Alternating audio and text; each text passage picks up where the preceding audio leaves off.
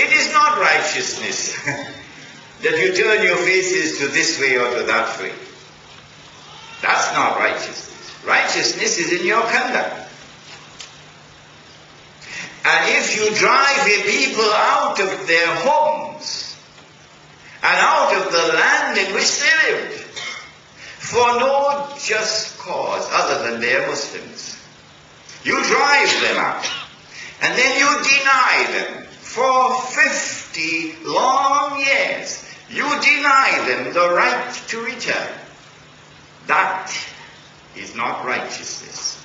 Allah says in Surah Al-Hajj, أُذِنَ لِلَّذِينَ يُقَاتَلُونَ بِأَنَّهُمْ ظُلِمُوا وَإِنَّ اللَّهَ عَلَى نَصْرِهِمْ لَقَدِيرٌ الَّذِينَ أُخْرِجُوا مِنْ دِيَارِهِمْ بِغَيْرِ حَقٍّ إِلَّا أَنْ يَقُولُوا رَبُّنَا اللَّهُ.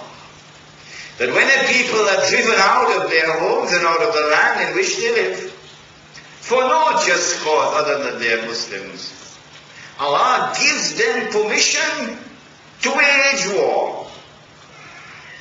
Allah gives them permission to wage war in order to respond to this oppression. And Allah says that when you wage war, Allah is sufficient to come to your help so that you will eventually be victorious. And so one of the conditions for inheritance of the Holy Land is that you must be a servant of Allah, and therefore following the religion of Ibrahim alayhi salam. And number two, condition for inheritance of the Holy Land is that you must be righteous in your conduct. Not righteousness as defined by the Security Council of the UN. Righteousness as defined by the one who created all of mankind. Because they violated these conditions, they were thrown out of the Holy Land. But when we go to the Torah, we find that someone changed the word of Allah on this subject. And you'll find this quote in my book, The Religion of Abraham and the State of Israel. You'll also find it, of course, in this book. It is not because of righteousness that the Lord your God has given you this good land to inherit it. No. No. Not because of righteousness. Because you are a stiff-necked people. That is what is in the Torah. Implication of this statement is that whether you are righteous or you are not, the land is still yours. Whether you follow the religion of Abraham or you abandon it, the land is still yours. That is the implication. That is false. And so now they are in Babylon, you remember? Weeping by the rivers of Babylon.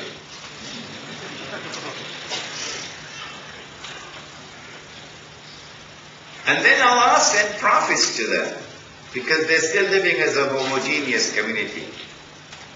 Among the prophets who were sent to them is, of course, the famous prophet Daniel, and then there is Isaiah. And these prophets communicate a divine promise.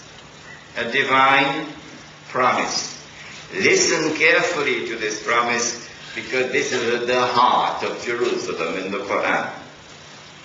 The promise is still there in the Torah. You can read it in the Jewish scriptures, that Allah was going to send a prophet who will be known as the Messiah, Al-Masih. And when the Messiah comes, he will rule the world from the throne of David, alayhi salam. And therefore, the state of Israel. And therefore, Jerusalem, which is the capital city. And so when the Messiah comes, the Messiah will rule the world from Jerusalem. And secondly, that when the Messiah rules the world from Jerusalem, his rule will be eternal. And therefore this will be the end of history. Not what Francis Fukuyama wrote. is the end of history, when the Messiah comes. Now, if you're in Babylon and you get this promise from Allah, then the inescapable implications, you don't need a PhD from MIT to deduce this, is number one, in order for the Messiah to rule the world from Jerusalem, the first thing that the Messiah will do when he comes, or will have to do, would be number one, he'll have to liberate the Holy Land. Having liberated the Holy Land of Babylonian rule, the second thing that he'll have to do would be to bring the Israelite people back to the Holy Land. The third thing that he'll have to do would be to restore the state of Israel. The fourth thing he'll have to do would be to ensure that that state of Israel becomes once again the ruling state in the world, once again. And so the golden age will come back. And then the Messiah can rule the world from Jerusalem. And so while they're weeping by the rivers of Babylon, they're waiting for that day when the Holy Land will be liberated. And then there was an awesomely important change in international relations. The Persian Empire defeated Babylon. And the Persian king, then having liberated the Holy Land of Babylonian rule, then ordered that the Jews be allowed to return to the Holy Land. Not as tourists, but to reclaim it. And that the temple or the masjid be reconstructed.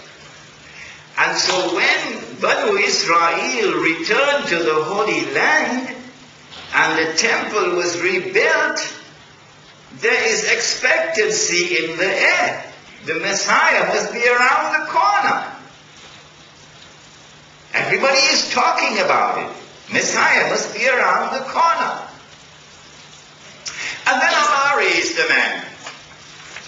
Oh, he was a very strange man. You can't find such a man in Singapore anymore.